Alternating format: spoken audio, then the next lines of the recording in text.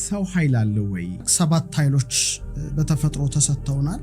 የእሳት ኃይል፣ የውሃ ኃይል፣ የነፋስ ኃይል፣ የመሬት ኃይልና የልብ የቃል የእስትንፋስ በአጠቃላይ ሰባት ኃይሎች። ለምሳሌ ሰው እኮ ምንም ነገር ሳይናገር በማሰብ ብቻ ኃጢአት ይሰራል። ሙሉ አስበው ኤክሰስ ፕሩቶን ዋይፋዩ ስልኩ ሜኑ ብዙ አተሞች ነው ተከማችነው 27 ዜሮ የሚጠጉ አተሞች ነው ኦክቲሊየንስ አተምስ እና ነምበር ኦፍ ፕሮቶን እና ኤሌክትሮን ሚዛን ሲሆን ነው ጤነኛ ሰው የምትሆነው። ሕፃን ሲወለድ ራሱ እግዚአብሔር በተፈጥሮ እንትን የአልማዝ ቅርጽ ያለው አራት ማዕዘን ያደርግበታል። እዚህ ጋር አለው አንድ ሕፃን አለው። ከዛ እዚህ ጋር ደግሞ ትሪያንግል አለው ሶስት ማዕዘን እዚች ጋር አንድ ሰው ከኋላ ይቆማል። አልነካህም አንተን ግን ይከብዳል። ለምን ይከብዳል? ሴንስ ያደርጋል። ኡራይ ይነግረኛል ኢነርጂ ፊልዱ። አዎ የሱ ኃይል ካንተ ኃይል ጋር እንትን ይላል። እንደዚህ ያያዛል ጊዜ እንትን ይላል። ለምሳሌ በባስ የሚሄዱ ሰዎች በባቡር የሚሄዱ ሰዎች ደክሟቸው ነው የሚገቡት። ያንተ ባዮማግኔቲክ ፊልድ ከዛ እስከዛ ተነካክቶ በጣም ብዙ ነገር ነው። ስለዚህ መፍትሄው መታጠብ ነው። ግን ኃይሉ ደግሞ ሲዛባ የመንፈስ ጭንቀት ይመጣል፣ ድባቴ ይመጣል። የሆነ በቃ ቤት ቆልፈ ቁጭ ማለት ነገር ሊመጣ ይችላል። ከሰው ጋር ግንኙነት ማቆም። ስለዚህ ወደ ነፋስ ደግሞ ተጠግተ ይህን ሚዛን ታስተካክለዋለህ ማለት ነው። ሁሉም ነገር ከቁጥር ጋር የተያያዘ ነው። ለምሳሌ ኦክሲጅን ትወስዳለህ፣ ካርቦን ዳይኦክሳይድ ታወጣለህ። ነፋስ ኃይላችን ከተዛባ ነው ጭንቀት ሊመጣ ይችላል። ከመጠን በላይ ማሰብ፣ እንደዚህ ሞባይላችን ባትሪያችን ይደክማል፣ ቻርጅ እናደርገዋለን እና ቻርጅ የሚሆን ኃይልም አለን። ኦክሲጅን ፕሮቶኑ 8 ነው፣ ኤሌክትሮኑ 8 ነው፣ ኒውትሮኑ 8 ነው። 8 ነው። የምትናገረው ቃል ሰው ውስጥ ገብቶ ያሳምማል ወይም ይፈውሳል። ሰው ኃይል አለው ወይ? ኃይልስ እንዴት ይገለጻል? ከዛን ጀምር። መልካም። ሰው በብዙ ኃይል የተሞላ ነው። በስነ ፍጥረት በተፈጥሮ እንደሚታወቀው ያው ሁላችን ሞባይላችን ባትሪያችን ይደክማል፣ ቻርጅ እናደርገዋለን እና ቻርጅ የሚሆን ኃይልም አለን እና በጣም ሰፊ ነገሮች ናቸው። በአጠቃላይ ግን ጠቅለል ለማድረግ ሰባት ኃይሎች በተፈጥሮ ተሰጥተውናል። የእሳት ኃይል፣ የውሃ ኃይል፣ የነፋስ ኃይል፣ የመሬት ኃይልና የልብ የቃል የእስትንፋስ በአጠቃላይ ሰባት ኃይሎች። ዝርዝር ጉዳዮች ግን በውስጣቸው አሏቸው። የመጀመሪያው የእሳት ኃይል የሚባለው ከእሳት ጋር የተያያዘው የሰው ኃይሉ ቦታውን መጠቆም ያስፈልጋል። አንደኛው የራስ ቅላችን አጠቃላይ አንጎል ክፍላችን የያዘው ሙሉ መክብበ ሕዋሳት የሚባለው የራስ ቅላችን ትልቁ አንዱ የእሳት ኃይል የተከማቸበት ነው።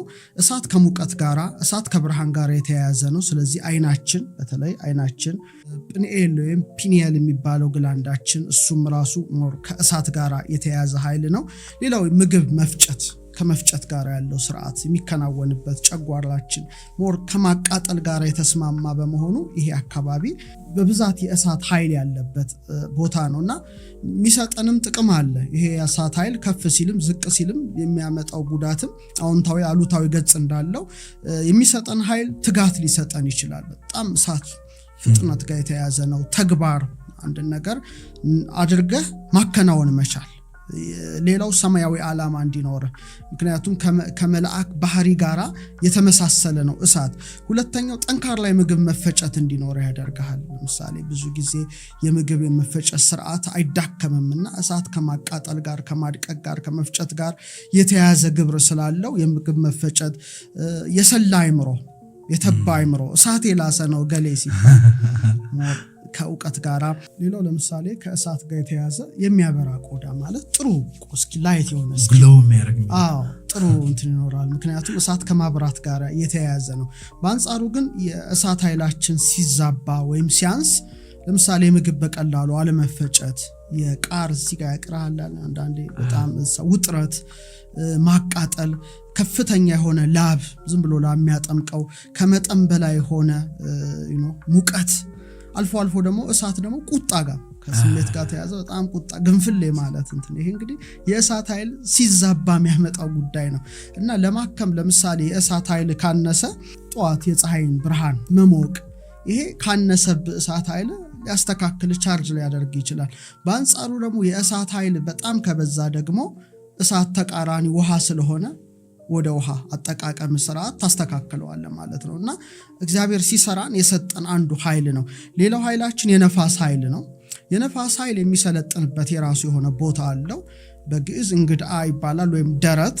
ሳምባችን፣ ልባችን ከስትንፋስ ጋር የተያዘ ነገር 10 አጠቃላይ ጅማቶቻችን የነርቭ ስርዓቶቻችን በነፋስ ባህሪ ነው የሚመሩት ምክንያቱም እንቅስቃሴ ያለበት ስለሆነ ነው እና ሰው የነፋስ ኃይሉ በጣም ጥሩ ከሆነ ግልጽ የሆነ ሰው ይሆናል ነፋስ ፈጣን እንደሆነ ለስራ ተፍተፍ ማለት ጉዳይ ይኖረዋል ለአንድ ነገር ይነሳሳል እንደውም የነፋስ ኃይል ያለ ይመስለኛል በጣም የመነሳሳት የግንኙነት ነገር በጣም ጥሩ ይሆንለታል ማለት የነፋስ ኃይሉ የተስተካከለለት ሰው ነው በአንጻሩ ግን የነፋስ ኃይላችን ከተዛባ ነው ጭንቀት ሊመጣ ይችላል ከመጠን በላይ ማሰብ እንደዚህ አይነት በጣም የተደራረበ ሐሳብ ያተነፋፈስ ስርዓታችን መዛባት ቶሎ የትንፋሽ መቆራረጦች ይሄ ማለት የነፋስ ኃይል ተዳክሟል ማለት ነው እንቅልፍ ማጣት ሐሳብ ደግሞ ማይሰባሰብ ብትንትን የሚል ሐሳብ አሁን ታስባለህ ይበተናል ይሄ ማለት የነፋስ ኃይል ምን ሆኗል ማለት ነው ተዛብቷል ማለት ነው ስለዚህ ልምምድ አለው ይሄን ለማስተካከል የነፋስ ኃይል አንደኛ ያተነፋፈስ ስርዓት በጣም እስትንፋስ እጅግ የተለየ ጸጋ ነው ለምሳሌ ሰውን ከምድር አፈር አበጀው በአፍንጫው የሚወጥ እስትንፋስ አለበት ይላል ይሄ እስትንፋስ ገብቷል ይሄ መለኮታዊ እስትንፋስ አለንና አተነፋፈሳችንን ማስተካከል ምንችል ከሆነ በጣም የነፋስ ኃይላችን ይስተካከል አብዛኛው እንደውም እንደ ሀገር ያልተጠቀም ነው እንደ ህዝብም ያልተጠቀመው ሰው ልቡን የሚጠቀም አለ ቃሉን የሚጠቀም አለ እስትንፋሱን ግን የሚጠቀም በጣም ውሱን ነውና እስትንፋስ ኃይል በጣም ትልቅና ጠቀሜታ ነገር አለው ምናልባት ይሄን ትምህርት ለቀመር ተማሪዎች ነው አስተምረው 1 እና 2 ላይ አይማሩም ወደ 3ኛው ወደ ኃይል የሚያመዝነው ትምህርት ላይ ሲገቡ እንዴት ነው ምን ተነፍሰው ያ የተቀደሰ እስትንፋስ አፍንጫችን የገባ ሰዎች እንዴት ነው ትንፋሻችን ምን እያሰብን ነው ምን ተነፍሰው ስናስገባ ምንድነው ምናስገባው ስንይዝ ምንድነው ምንይዘው ስናስወጣስ ምንድነው ምናስወጣው ዝም ብለን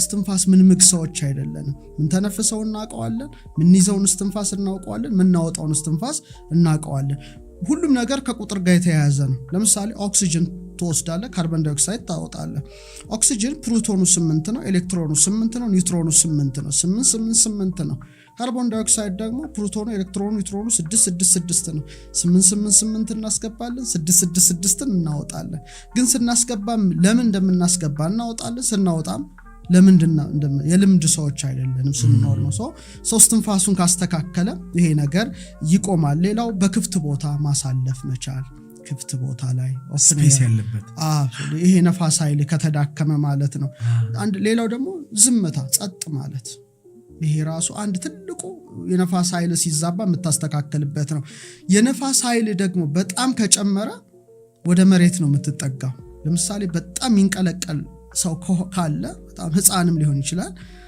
ሬስትለስ ይሆኑ አሉ አይደል ይሄ ማለት የነፋስ ኃይላቸው በጣም ከፍተኛ ነው ምንም ወዲያ ከመሬት ጋር ታገናኛቸዋለ ዛፍ እንዲተክሉ አፈር እንዲነኩ አትክልት እንዲተክሉ ታደርጋቸዋለ ያን ጊዜ በትክክል የነፋስ ኃይላቸው ይስተካከላል ማለት ነው ባላንስ ያደርጋል ስለዚህ ሲጨምርም ምትቀንስበት ሲቀንስም ምትጨምርበት አለ ማለት ነው ሌላው የውሃ ኃይል ነው ትልቁ ኃይል ነው አንደኛው ሞር ደማችን እንባችን ሞር ደግሞ ሆድቃችን ላይ በፊደል መ ነው የምንወክለው እሱ ሰፊ ትምህርት አለው ሆድቃ ላይ ነው ኩላሊት አካባቢ ነው የመራቢያ ስርዓት አካባቢ ላይ ሞር ከውሃ ከፈሳሽ ጋር የተያዘ ጉዳይ አለውና የሚሰጥ ጉልበት ምንድነው ውስጣዊ ስሜት ቀልብ ምሳሌ አሁን በብዛት ውሃው ማለት ነው ሞር ከመጋ የተያዙ ነገሮች ኢንቲዩሽናቸው ቀልባቸው ከፍ ያለ ነው ማለትም ሞር ከልብ ጋር ያያዛል ግን የኩላሊታቸው አካባቢ ኩላሊት ያጤሰው ልብ ያመላለሰው ናላ ያወረሰው እንደሚባል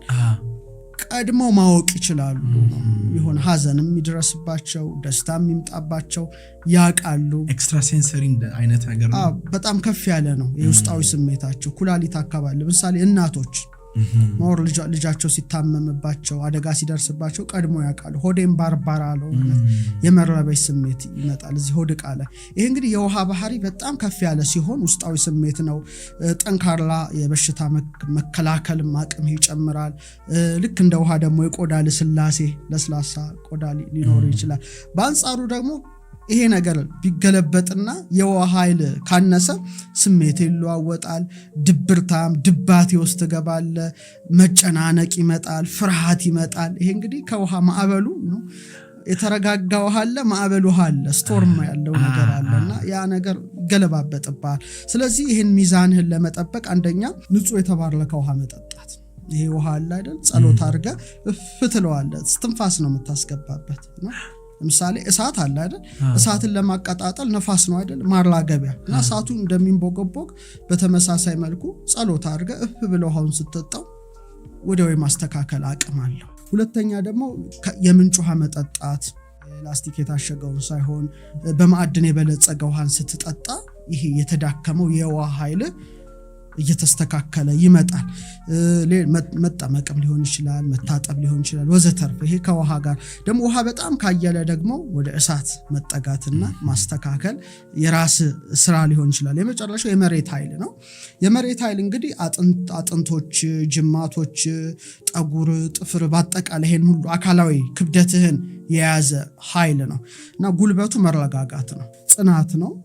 ጠንካራ ትሆናለህ ጠንካራ አጥንት ይኖርሃል ቋሚ ጉልበት ይሄ ማይባክን ጉልበት አለ የሚቀጥል ጉልበት ይኖርሃል በዛው ልክ ትግስተኛ ነህ ልክ እንደ መሬት ሻይ እኔ አሁን የመሬት ኃይል ያለኝ ይመስለኛል ብዙ እንትን አይልም አይሞቅህም አይበርም እንትን ይሆናል እዚህ ጋር ስደርስ መሬት እንትን ነው ምናልባት ተወረስም ስለሆንኩ ይሆን ይችላል ግን ኃይሉ ደግሞ ሲዛባ የመንፈስ ጭንቀት ይመጣል ድባቴ ይመጣል የሆነ በቃ ቤት ቆልፈ ቁጭ ማለት ነገር ሊመጣ ይችላል ከሰው ጋር ግንኙነት ማቆም ስለዚህ ወደ ነፋስ ደግሞ ተጠግተ ይሄን ሚዛን ታስተካክለዋለህ ማለት ነው ደግሞ የመሬት ኃይል ካነሰ በባዶ እግር የተወሰነ 20 ደቂቃ ባለፈው አውርተንበታል ብዙ ሰዎች እንደውም እየተገበሩት አይቻለውና ሞር ይሄ ደግሞ በባዶ እግር አፈር ላይ ምናምን ሳር ላይ ትንሽ ከተንሸራሸር ከአንድ 20 ደቂቃ ይህ ቀኑን ሙሉ አስበው ኤክሰስ ፕሩቶን ይሄ ዋይፋዩ ስልኩ ሜኑ ብዙ አተሞች ነው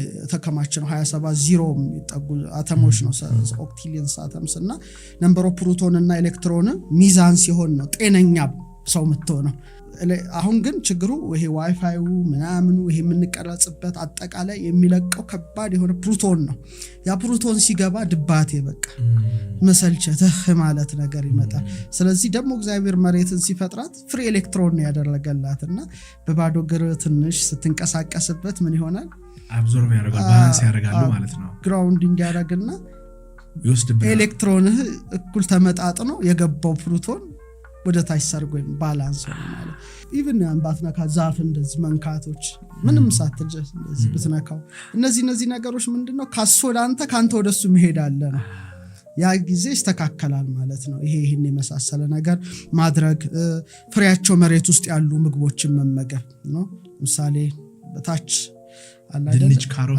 ታች ፍሬያቸው ታች የሆነ ግንዱ ላይ ምናምኑ ላይ ሳይሆን ታች የሆኑ ነገሮች እነዚህ ለጣ የመሬት ኃይል ከፍተኛና ጥሩ ሊሆን ይችላል ሌላው እንግዲህ ከነፍስ ጋር የተያዘ ኃይል አለ ይሄ ደግሞ ትልቁ ኃይል ነው ይሄ ኃይለ ዘር የሚባለው ቅድሙን አይተናል የእሳት የውሃ ነፋስ የመሬት የነፍስ ግን ትንሽ ከፍ ያለ ኃይል ነው የልብ ኃይል አለ ከልብ የሚወለድ የቃል ኃይል አለ የስትንፋስ ኃይል አለ የልብ ኃይል ማለት የማሰብ ኃይል በሁለት መልኩ ነው የሚመራው አንደኛው ነቃሃልዮ ማለት ምንም የሐሳቡ መነሻ ራሱ ልክ እንደ ክብሪት የሚጫር ኃይል ነው ከዛ ደግሞ ቁርጣሃልዮ የሚባለው ደግሞ ምትወስነው ማሰብ ብቻ ለምሳሌ ሰው እኮ ምንም ነገር ሳይናገር በማሰብ ብቻ ኃጢአት ይሰራል አይሰራም ምንም ሳይናገር ባልዮ በነቢ ምናም ይቀበሉ ይበልጥ ሃልዮ ጽድቅም ትሰራለህ ምንም ሳትናገር ኃጢአት ትሰራለህ በኢማጂኔሽን ብቻ ምን ያህል ኃይል እንደሆነ ገሃነም ሊያስፈርድብህ ይችላል እኮ ሐሳብ ብቻ መንግስተ ሰማያትም ሊያስገባ ይችላል ሐሳብ ብቻ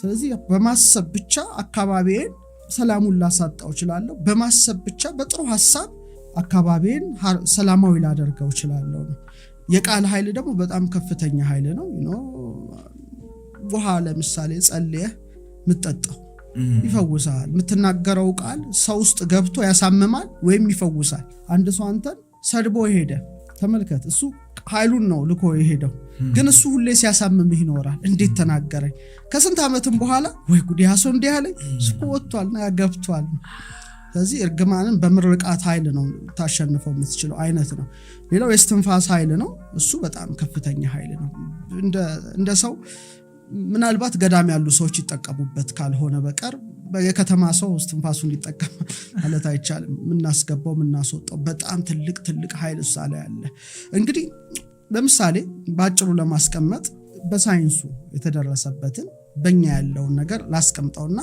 ወደሚቀጥለው ጥያቄ እንሸጋገር። ለምሳሌ የቀመር ተማሪዎቼ ፊደል ወ ላይ ሲገቡ ይሄን ኃይል ይማራሉ። ወ ማለት ያ ቅርጿት ይታወቃል፣ ክቧ ማለት ነው። አ ላይ አልፋ አለ። በአበገዳ ሐወዘ ነው ፓተርኑ፣ ያው አቡጊዳ ሐወዞ የሚሉት ማለት ነው። አልፋ ነው። በዩኒቨርስ ነው። አልፋ ቤት ነው። አልፋ ቤትን ሰራ ሰማይና ምድርን ፈጠረ ነው። ገ ደግሞ ገምልገ ነው፣ ኤነርጂ ነው፣ የኤነርጂ ግስጋሴ ያሳደረበት ነው። ደ ደግሞ አራተኛው ዲሜንሽን ነው፣ ወርድ ቁመት ጥልቀት ነው፣ ራሱ መስመሩ ይታወቃል እና ታይም ይጨምራል። ሀ ደግሞ ቺሃ ማለት ነው። ሀ ደግሞ አምስታ ኢተር ይሉታል፣ እኛ ግን ባህሪ የነፍስ እንለዋለን። ያንደጅ ሲያልፍ ወደ የነፍስ ኃይሎችን መያዝ ይጀምራል። ወ ማለት ዋዌ ወ ነው፣ ቁልፉ ወ የሚያያይዝ ወ ማለት ነው። ወ ቅርጹ እንደምታየው ባዮማግኔቲክ ፊልድ ነው፣ ዙሪያህን የከበበ ነው። ይሄ ትልቅ ኃይል ነው ያለ። ይሄ ኤሌክትሮማግኔቲክ ፊልድ ከዚህ ለምሳሌ ከ2 እስከ 3 ሜትር ይዘረጋል። በአይን አይታይም። አሁን ዓለሙ ያለው መሳሪያ ይዞታል። በእኛ ወ ነው የምንለው፣ ዋዌ ወ። ኤሌክትሪክንም መግነጢስንም ያዋህድና ላይ ይከባሃል ማለት ነው። ልክ እንደ ቀስተ ደመና አይነት ቀለም ነው። ቀስተ ደመናዊ ቀለም ያለው ነው። ቢያንስ 7 ክፍል ያለው ብርሃን አለ ውስጣችን። ለምሳሌ ቅዱሳን ስዕል ስትመለከት እዚህ ጋር አለ ቢጫ አክሊል ይደረጋል። ሙሉ የሰውነት ብርሃን አለ። ግን የተሻለ ደግሞ ከላይ ደግሞ ያው የድል አክሊል አለ። ምንድነው ይሄ ማለት? ለምሳሌ አንድ ሰው ከኋላ ይቆማል፣ አልነካህም አንተን፣ ግን ይከብዳል። ለምን ይከብዳል? ሴንስ ያደርጋል። ኡራይ ይነግረኛል። ይሄ ኢነርጂ ፊልዱ የሱ ኃይል ካንተ ኃይል ጋር እንትን ይላል፣ እንደዚህ ያያዛል ጊዜ እንትን ይላል። ለምሳሌ በባስ የሚሄዱ ሰዎች፣ በባቡር የሚሄዱ ሰዎች ደክሟቸው ነው የሚገቡት። ያንተ ባዮማግኔቲክ ፊልድ ከዛ እስከዛ ተነካክቶ በጣም ብዙ ነገር ነው። ስለዚህ መፍትሄው መታጠብ ነው። የተገብተ አንዳንድ ጊዜ እኔ ድሮ ታክሲ ስጠቀም እንቅልፌን ተኝቼ በጣም ይጫጫነኛል። ምንድነው እላለሁ። ዞር ስር ከጎኔ እንዲህ ብሎ ተኝቷል አንዱ ሰውዬ ማለት ነው። የሱ ኢነርጂ ፊልድ እኔን ሳምሃው ወደ እኔ ያስተላልፋል ማለት ነው። ሹፌር አጠገብ አተኙ የሚባለው ያ ኤነርጂ እንትን ይላል። ስለዚህ ይጋባል፣ በትክክል ይጋባል። እና ከተፈጥሮ አሁን ይሄን ቻርጅ የምታረገው ይሄን 2 እስከ 3 ሜትር ያለው በተለይ የልብ ጠንካራ ነው። ልብ በጣም አፍቃሪ፣ ልብ ሰላማዊ፣ ልብ በጣም ወዳጅ ከሆነ በጣም ስትሮንግ ነው ኃይሉ። ከአይምሮ የበለጠ በብዙ ጥፍ የሚበልጥ ነው ይሄ ልብ አካባቢ ያለው። ግን ከ2 እስከ 3 ሜትር ነው።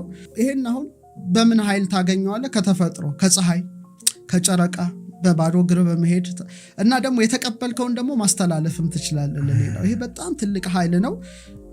ለዚህ ነው ሰውን ስታቅፈው አንዳንድ የሚከብድሃል፣ አንዳንድ ደስ ይልሃል። ቀፈው ይልሃል። ህፃናት ለምሳሌ ህፃናት በጣም እና እነሱ ጋር ደግሞ በጣም የጠነከረ ነው። ህፃናት ካልክ እነሱ ሲጀመር እስከ 18 ወር ድረስ በእኛ ድማህ እንለዋለን። ይሄ ራስ ቅል ይሄ በርላቸው ተከፍቷል፣ አይዘጋም።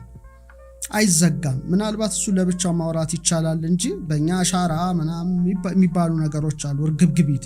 ይሄ ማለት ምንድነው? እዚህ ጋር ህፃን ሲወለድ ራሱ እግዚአብሔር በተፈጥሮ የአልማዝ ቅርጽ ያለው 4 ማዕዘን ያደርግበታል። እዚህ ጋር አለው አንድ ህፃን አለው። ከዛ እዚህ ጋር ደግሞ ትሪያንግል አለው 3 ማዕዘን እዚች ጋር። እታች ላይ ደግሞ ትሪያንግሎቹ ኮድ ናቸው። ከዚህ እንደዚህ ይላል፣ ከታች ያለው እንደዚህ ይገጥማል። መሃል ላይ ምን አለ? የጀርባ አጥንት አለ። እዚህ ጋር 3 ነው። ይሄ ቶሎ ነው የሚዘጋው። ይሄ ግን ትንሽ እስከ 18 ወር ድረስ አባዬ ማዬ ምናምን እስኪሉ ድረስ ይቆያል። ለዚህ ነው ህፃናት አሁን ለምሳሌ ይስቃሉ፣ ፈገግ ይላሉ፣ በድንገት እንትን ይላሉ። ለኛ ባዶ ነው እና ምን ይባላል? ማርያም አጫወተችው፣ መልአኩ መጣ ይባላል። ትክክል ነው። ምክንያቱም ንጹህ ናቸው፣ በጣም ንጹህ ናቸው። ይሄ ራሱን ችሎ አንድ የህፃናት ፕሮግራም ማውጣት ይቻላል። ለምሳሌ ብዙ ኦቲስቲክ ህፃናት እየተወለዱ ነው፣ ብዙ ጉዳዮች እየመጡ ነው። በጣም ጨምሯል ነገሩ። ምንድነው ይሄ ነገር ማሰብ ያስፈልጋልና በጣም በተሻለ አቅም እስከ 18 ወር ለልጅ ሞባይል መስጠት አያስፈልግም። እጅግ አደገኛ ነገር ነው። እጅግ እንደ ፖርታል ናቸው። ኢቭልም ሊገባ ይችላል። ቅዱሱን እንደ አንቴና ነው እና የፎንታሌው እዚህ ጋር ያለው 4 ነው። የእሳትን፣ የውሃን፣ የመሬትንና የነፋስን ኃይል የያዘ ነው። እዚህ ጋር ያለው 3 ማዕዘን ነው። የልብን፣ የቃልን፣ የስትንፋስን ስለዚህ እነዚህ የሚዘጉበት ጊዜ አለ። እስኪዘጉ ድረስ ህፃናት መንፈስ ሊያዩ ይችላሉ፣ መልአክ ሊያዩ ይችላሉ፣ ቅዱስ ነገር ሊያዩ ይችላሉ። አዘሴም ታይም ኢቭልም ሊመጣ ይችላል። ስለዚህ በጣም ይሄ ኃይልን ጠብቀህ ልጅህን ካሳደግከው በጣም ከብዙ መንፈስ የተጠበቀ መልካም ነገር አስገብቶ ከመዘጋቱ በፊት ልጅ ውስጥ ቅዱስ ነገር ማስገባት በትክክል ትችላለህ። ለዛ ነው ብዙ በቃ ወላጅ ይሄ ግንዛቤ ስለሌለው በአጠቃላይ ልጆቹ እየጠፉ መጥተዋል እንጂ ከባድ ኃይል ነው ይሄ። አንቴና ንጹህ ናቸው። ስለዚህ ነው እንደ ህፃናት ካልሆናችሁ ይላል አትገቡ መንግስተ ሰማያት። ኢቭን ለምሳሌ በክርስትናው እምነት በስርዓተ ቁርባን ህፃናት ይቀድማሉ። ለምን ይቀድማሉ? እንደ መላእክት ናቸው። ካስተዋዮች ሰውረ ለህፃናት ስለገለጽክላቸው አባቴ ያመሰግናለሁ ይላል። በጣም ትልቅ ቦታ ነው ይሄና ይሄ ትልቅ የኃይል ማህደር ነው። ስለዚህ እነዚህ ሁሉ ለሰው የተሰጡ እግዚአብሔር በተፈጥሮ ለኛ የሰጠን። ስንቶቻችን ባትሪያችን ደክሟል፣ ቻርጅ እናደርገዋለን እናደርገው በሂደት እናየዋለን። በአጠቃላይ ግን ይሄን ይመስላል። ዝርዝሩ ጉዳይ በጣም ሰፊ ነው።